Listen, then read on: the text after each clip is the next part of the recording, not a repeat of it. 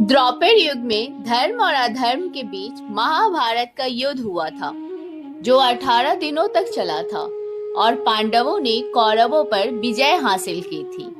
महाभारत से जुड़े कई रोचक प्रसंगों के बारे में जानकर आज भी हैरानी होती है।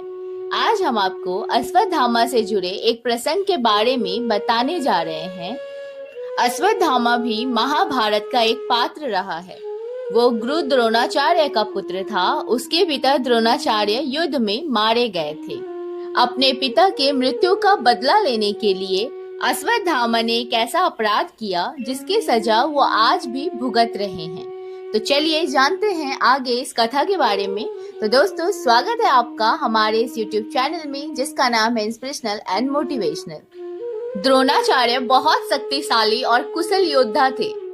वो भीष्म पितामह के बाद युद्ध में कौरवों के प्रधान सेनापति बने। पांडव और भगवान श्री कृष्ण जानते थे कि द्रोणाचार्य के रहते हुए ये युद्ध नहीं जीता जा सकता।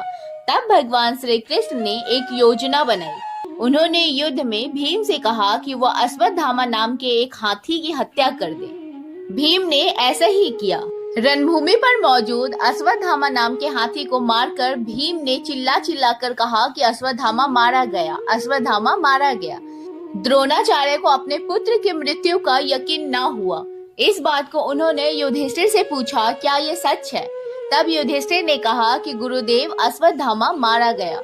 इसके बाद द्रोणाचार्य ने पुत्र की मौत के दुख में शस्त्र नीचे रख दिए और जमीन पर बैठ गए। इस मौके का फायदा उठाकर धृष्टद्युम्न ने अपनी तलवार से गुरु द्रोणाचार्य का सिर काट दिया। अश्वत्थामा को जब पता चला कि गुरु द्रोणाचार्य का वध छल से किया गया है, तो उसके अंदर प्रतिशोध की ज्वाला धधक उठी। अश्वत्थामा ने पांडवों के वंश का विनाश करने का प्रण लिया। फिर उसने रात में सोते हुए पांडवों के 5 पुत्रों की हत्या कर दी। यही नहीं, पांडवों के वंश को समाप्त करने के लिए उत्तरा के गर्भ में शिशु को मारने के लिए ब्रह्मास्त्र का उपयोग कर दिया। लेकिन भगवान श्री कृष्ण ने उत्तरा के गर्भ की रक्षा की। भगवान श्री कृष्ण ने अश्वत्थामा के इस जघन्य अपराध के लिए उसे दंडित किया और उसके माथे से दिव्य मणि निकाल ली। साथ ही उसे 3000 वर्षों तक पृथ्वी पर अकेले भटकते रहने का श्राप दे दिया। साथ ही ये श्राप भी दिया कि उसके माथे का घाव कभी नहीं भरेगा और हमेशा दुखता रहेगा। भयानक कष्ट और पीड़ा की वजह से अश्वत्थामा के लिए ये अमरता एक श्राप थी। माना जाता है कि भगवान के श्राप के चलते अश्वत्थामा युगों युगों से भटक रहा है। अश्वत्थामा के बारे में कई सुनी सुनाई कहानियां भी सुनने को मिलती है।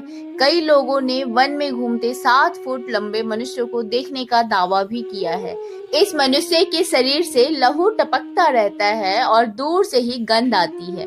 हालांकि इन दावों में कितनी सच्चाई है, इसकी पुष्टि नहीं की जा सकती, लेकिन महाभारत की कथा के अनुसार श्री कृष्ण ने अश्वत्थामा को कलयुग के अंत तक भटकने का श्राप जरूर दिया था। जानकारी आपको कैसी लगी कमेंट बॉक्स में लिख के बताइएगा। आज के लिए बस इतना ही। बहुत जल्दी मिलेंगे अगले एक नई टॉपिक के साथ। तब तक के लिए धन्यवाद।